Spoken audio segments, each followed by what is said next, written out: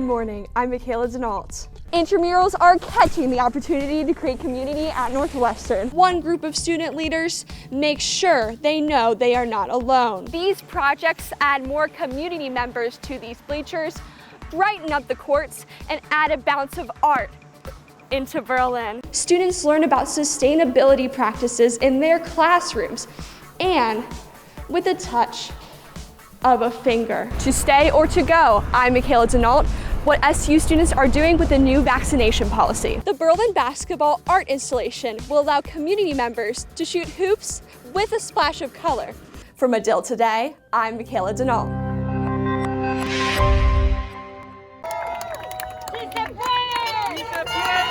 Demonstrators gather here on the Capitol lawn today to protest the Senate parliamentarians' guidance to exclude immigration reform in the reconciliation package. The group involves advocates from United We Dream and CASA, together advocating for issues from the Build Back Better Act. It's about human life, so it's time to be bold. This administration needs to be bold now. Yes. Representatives Jamal Bowman, Ayanna Presley, Chuy Garcia, Cori Bush, and Alexandria Ocasio-Cortez came to support, saying they will not stop fighting for them. We cannot settle for less. Not now, not ever really, but definitely not now. The protesters' rapid response event calling for issues to be included into the bill: climate change and pathways to citizenship for undocumented immigrants. One activist says the government waited too long.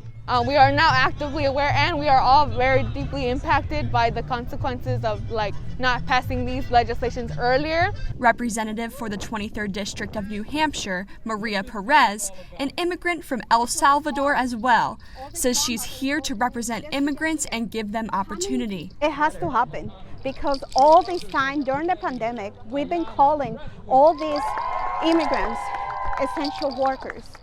All these undocumented people, essential workers, why not give them the right to be like all of us?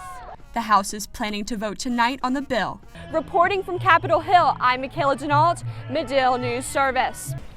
Get very emotional. This is organizer Jesse Bradish. Last Sunday, Chicagoland climate groups came together to talk about the impact of pipeline projects on indigenous rights and water sources like Lake Michigan, the largest source of fresh water within the U.S. How much common sense is that when these pipes leak, it's not if, but when?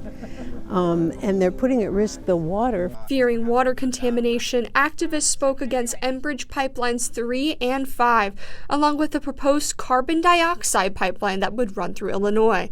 Over 40 million people get their drinking water from the Great Lakes, according to the Great Lakes Commission.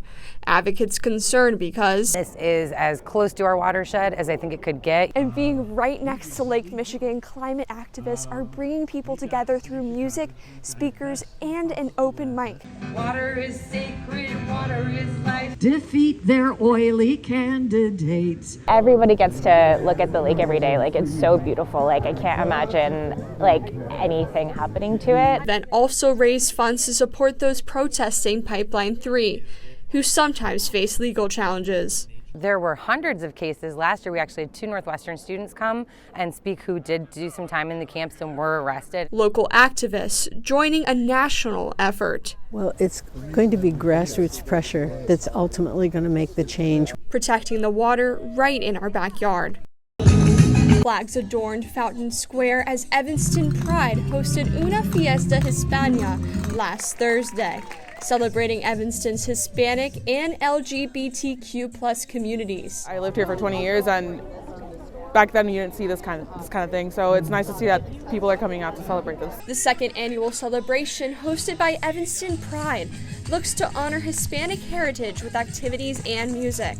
A time where Evanstonians come together. And we're just excited to be out here and shut down Fountain Square and do something fun tonight, bring a little culture to Evanston. Flamenco dancing, La Loteria games, and tables showcasing Evanston's Hispanic and queer-owned businesses, including Puerta Abierta, Evanston's only Spanish immersion preschool. Seeing the families bring their kids outside of school and being able to just have fun.